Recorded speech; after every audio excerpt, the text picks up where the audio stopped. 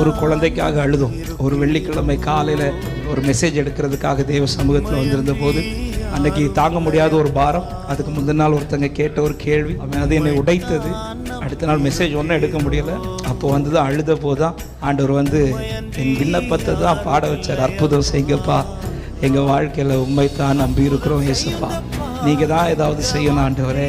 அந்த வார்த்தைகளை சொல்ல அது பாட்டு கிடையாது, அது எங்கள் கண்ணீர் ஜெபம். அந்த வார்த்தையை தான் பாடலாம் வச்சார். அந்த பாடல் அநேகர் வாழ்க்கையிலே கிரியை செய்ததை அந்த நாட்களே காண முடியும். இன்னைக்கு எப்படி பாட வச்சுட்டாருன்னா, அனுமதித்ததெல்லாம் நன்மைக்காக, நடத்தினதெல்லாம் நன்மைக்காக. ஹல்லேலூயா. ஒரு குழந்தைக்காக கதறினேன், ஒன்று தாங்க ஆண்டவரேன்னு கேட்டேன். கத்தர் இன்னைக்கு 2 குழந்தைகளை தந்து ஆசீர்வாதம் நிறுத்தி இருக்கிறா.